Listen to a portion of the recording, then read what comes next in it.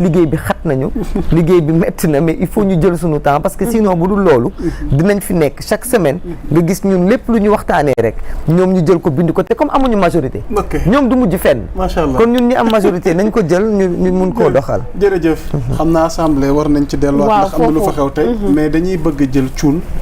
en tant que juriste parce que honorable bëri na lu mu la bàyyiloo xel ci yenn point yi peut-être c'est l'occasion Thioune cette loi interprétative qui fait débat ak ni ko honorable député Amadou Ba leerale gis nga opposition bi wala classe politique bi kenn ku ci nekk position gi ñu ci am alors tey boo nu ko doon leerale faram-fàcceel ñu ko ngir ñi ñuy teewlu ñu mën a comprendre tey jii nii lan la loi d'interprétation bi Amadou Ba proposé wuteeg ñi bëgg amnistie totale am. waaw xam nga damaa bëgg li ma lay wax par exemple les jours à venir. pour ne pas dire les mois ou années. fa jëm dina fa dem mooy cette fameuse légitime défense parce que démb gis naa ñu koy jéem a expliquer mais il a choisi l'article bi ko arrangé 315 moom moo ko arrangé mais 315 boobu ci partie yooyu dañuy expliquer la légitime défense mais légitime défense du lu ñu ko nit ñi nu ñu ko yaakaaree parce que dafa am lu ñu tuddee conditions juridiques yoo xamante ne sans lesquelles amul légitime défense soo ko defee nit bu dee homicide la c'est volontaire 306 daf ne il n'y a ni crime ni homicide ni délit plutôt lorsque l'homicide les coups et les blessures ont été commandés par la nécessité actuelle d'accord de légitime défense c'est-à-dire que la légitime défense tey mooy lan pour nga mën a justifier rey nit il faut que mu am lu ñu tuddee la nécessité de se défendre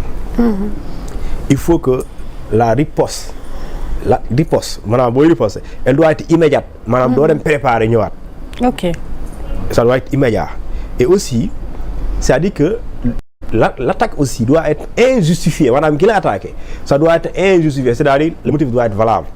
c'est-à-dire que man su ma ñëwee bëgg la def nii rek nga dóor ma pistolet loolu mënoo évoquer la légitime défense c'est pas possible parce que yow xam nga ne pistolet bi nga yore ak sama loxo bi bokkul donc lu ñu tuddee c'est pas proportionnel c'est pas proportionnel plutôt maanaam li nga yor ak li ma yor bokkul léegi nag loolu ça c'est plus tard xam nga dafa am loo xamante ni c'est politique leneen li c'est juridique c'est-à-dire que tey dans ce débat personne ne pourra parler et personne ne parlera de violation d'un quelconque article ou disposition qu'elle soit législative constitutionnelle ou réglementaire ou conventionnelle au contraire si c'est conventionnel c'est pour corriger d'ailleurs une violation que bu ñu def parce que Sénégal moo signé ratifié ne ñun comme yeneen réew yi gëm nañu ne statut de Rome dañ ko war a intégrer ci suñu corpus statut boobu daf ne crime il n'est pas question que état yi di ko amnistier sinon bépp état bu ko amnistier te nga ratifier le statut yaa ngi déroger à la loi et mu ñu ne léegi crime kenn mënu ko amnistier ba ñu ne la li nga xamante mooy des actes de torture bokkul également ci li ñu amnistier cependant aucune situation politique même boo nekkee dans une situation de guerre loolu mënul expliquer mënul justifier un quelconque acte de torture noonu la ko waxee un quelconque acte de torture donc c'est-à-dire ce n'est rien qui puisse le justifier du dara et pourtant au Sénégal on a amnistié des faits yoo xamante ni il relève de la torture il relève également des cas de crimes signalés parce que crime mooy am na ay nit yu dee au moins les questions bi kay kan moo lay rey mooy question bi mais faits yi am na et ces faits là sont criminels et ces faits là mënoo leen amnistier bien que amnistier nañ leen mais mënoo leen amnistier léegi nag la loi d'amnistie la loi interprétative xam nga nit soo ko joxee plusieurs opportunités plusieurs possibilités nga ne ko yoon bi boo ko jaaree baax na soo jaaree bii baax na soo jaaree bële baax na waaw léegi moom am na liberté tax bu waree jaar fii nga ne ko non bi nga jaar baaxul da nga war a jaar deuxième chemin bi wala troisième bi non il n'est pas obligé moom mooy xool bu ko ci gënal mu jaar fa parce que bu jaaree deuxième bi yoon la bu jaaree troisième yoon la bu ñu defee amnistie générale mën na nekk bu ñu defee amnistie abrogation générale plutôt c'est possible. mais bu ñu defee lu ñuy tuddee abrogation partielle plutôt avec une loi interprétative parce que quand boo defee une loi interprétative. dafay jëlaale ñaari yëpp maanaam tey fait criminel da koy laalaale day laalaale aussi les faits ñi nga xam ne dafay am lu ñuy tuddee dafay am caractère correctionnel. léegi li nga xamante ni moom mooy am xam nga dañuy ñëw ne une loi interprétative dafa am benn but. le premier. dafay expliquer ay faits et après leeral clarifier maanaam bu arrière parce que mënoo pour mu am lu ñu tuddee la possibilité de rétroagir. il faut nga préciser exactement ci yan fait boo pour nga mën a arrière il faut nga repréciser yan fait mooy ya nga bëgg a laal. et ces faits là par exemple. ñu ne la crime kenn mënu ko amnistier kon impérativement crime. soo pour nga mën a régler cas yooyu nga mën a topp les auteurs nga mën a topp les commanditaires s'il y en a nga mën a topp les co-auteurs ou les complices il faudrait nga préciser ko comme ça ki nga xamante ni parce que le législateur moo ñuy proposé juge bi moom da nga ko war a tegal lu leer ci table pour mu xam comme ça moom bu waree topp ay nit xam na sur quelle base lay topp parce que mënoo topp naan waxuñ ko waaye dafa mel ni lee lañ bëggoon wax. ok donc du noonu mais da ngay wax yow miy proposé le législateur tu dis clairement. explicitement lan nga ci jublu en plus nit bu àtte ñan la war a àtte parce que da nga ne exclusivement motivation politique. léegi par exemple xam nga il se peut qu'il y ait des faits entre mars 2021 et février 2024. te du crime par exemple mais mënoo ko justifier ci politique est-ce que kooku da nga koy donte fee la rek kii la rek déli la rek. doo ko topp bu fekkente lu muy def amul benn motivation politique yi fi tappale la. yi fi kàccoor la supposons yow nga yore sa benn magasin xamuñu noo def ba investir ba taxawal ko nit ñëw rek profité ci manifestation yi rek ñëw dajji ko est-ce que kooku mën na wax ne gis nañ ci ay cas yu bëri par rapport ak cas de figure boobu ngay wax gis nañ ci ñaar ba ñetti magasin yoo xam ne dajji nañ leen en plein manifestation léegi nag loolu dara gënu ko nekk injustice ku ko def mënul justifier lii politique la kooku xam nga loolu di crime mais délit la léegi soo waxee partiel bi mooy tu parles peut-être que de crime de sang de crime par exemple. mais kooku ñëw agressé dajji buntu jàmbur kooku bu ñu xamee kan la dañ ko war a topp. ñu xool moom lu tax mu def koy pare fay borom indemniser plutôt fay préjudice économique financier ak moraux ki nga xamante moom mooy la victime. mais cependant aussi ki nga xamante ni moo dafa gis ñu rey doomam. moom xamul ko rey doomam mais il faudrait que l'État un État responsable warul sëgg ci ay nit ñi dee. maanaam un État responsable après avoir constaté qu'il y a eu des morts dans ce pays et ces morts-là n'ont pas été naturelles donc forcément causées par des individus. Qui sont-ils? xamuñu. Seule enquête peut déterminer l'identité de ces personnes-là qui ont tué ou bien qui ont donné l'ordre de tuer. Dans ce pays il y a pas amul ay jinne yu fi nekkoon sérieusement. fii jinne nekk fi di tirer bu dee am na nit ñu dee. man du ma médecin les médecins ont dit avec li ñu tuddee autopsie ñoom ñoo ko wax waxuma ko les familles montrent li ñu tuddee certification de mort sama doom le médecin a dit dafa jël bal fii waa léegi qui est le tireur on ne connaît pas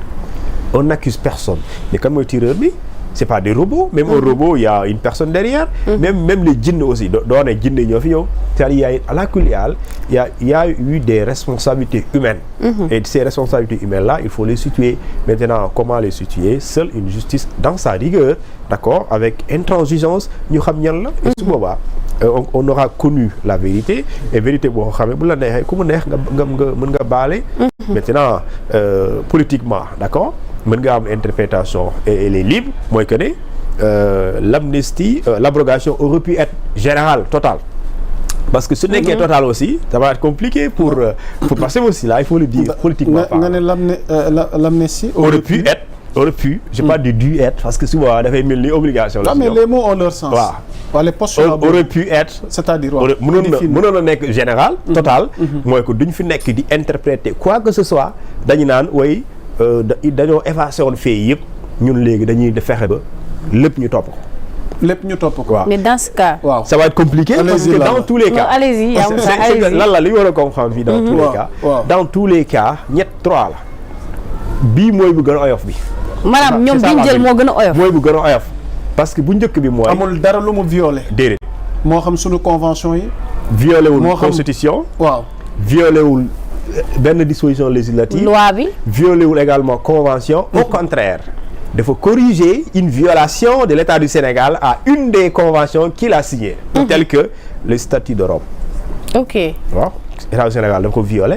parce que bu ñu la waxee ne mënoo amnistier crime.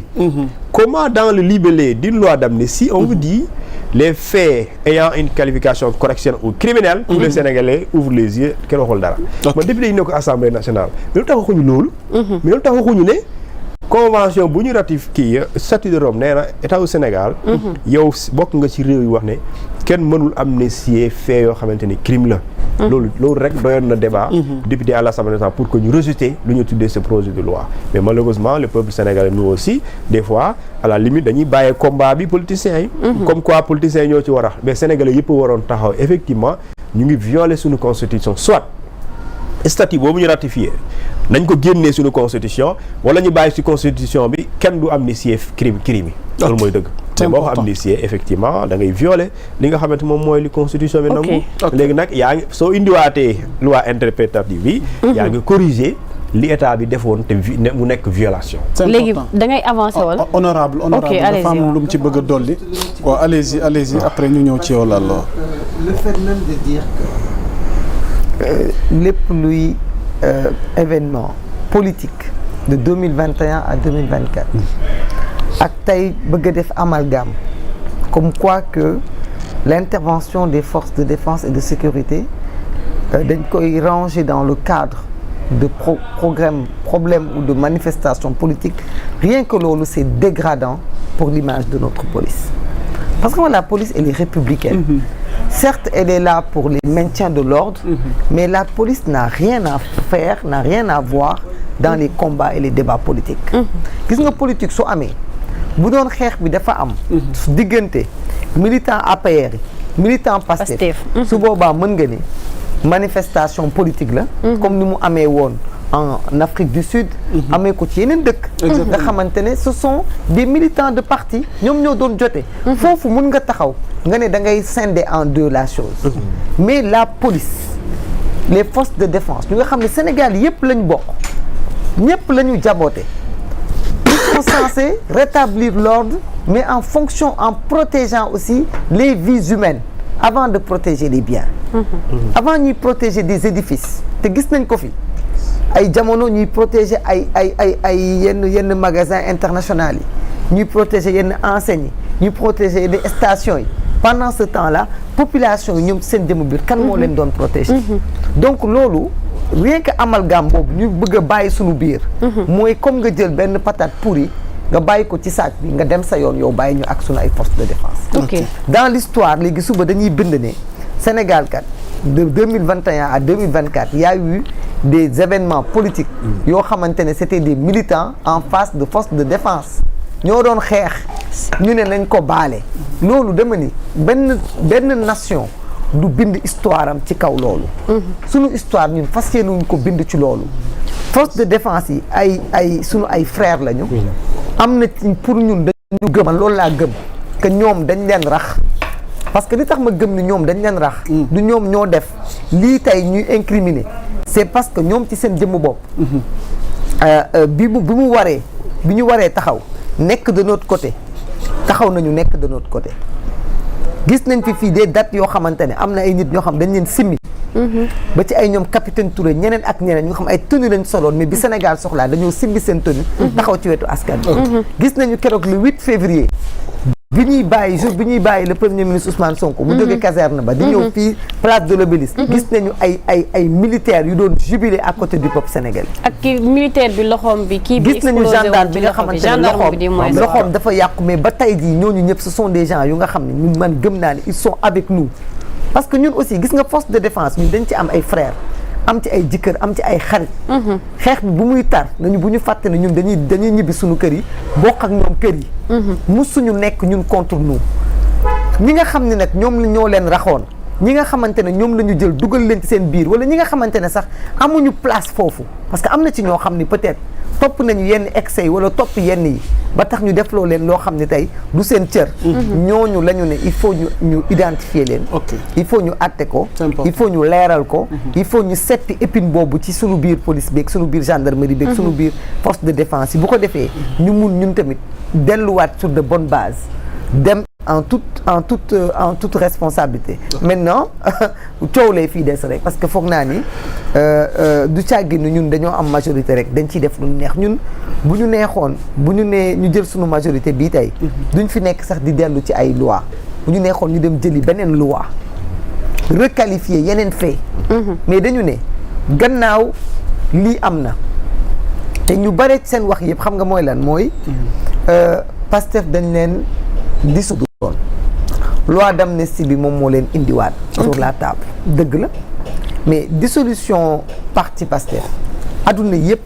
condamné nañ ko nangu nañu du lu jaar yoon macha allah te man comme li ma la wax sànq ma njëkkee ko mooy dama gëm ni man bu ñu demoon sans amnistie bu ñu demoon sans libération des détenus du ñu tere ñun ñu gagné macha allah donc man loolu laa gëm te foog naa ne sénégalais yi yëpp loolu la ñu gëm loolu la ñu gis donc jàpp naa ni daal loolu loo xamante ne la ñoom ñi nga xam ni ñoo taxawoon voté ko avec insolence ñu poser leen question est-ce que crime de sang ci la bokk ñu am culot devant les parents des victimes daal ne ci la bokk ñoom ñoo am tey seen ay loxo yu takk deret xamuñu fu ñu koy sóob léegi nag ñoom ñoo deseeg seen problème men gëm naa ne ñun ni ñuy bañ rek ñun mooy manipulation bi ñuy jaxasee nit ñi ak sénégalais naan Pastef dañoo waxoon lii démb tey ñu wax lii tey Pastef li mu waxoon démb premier ministre wax ko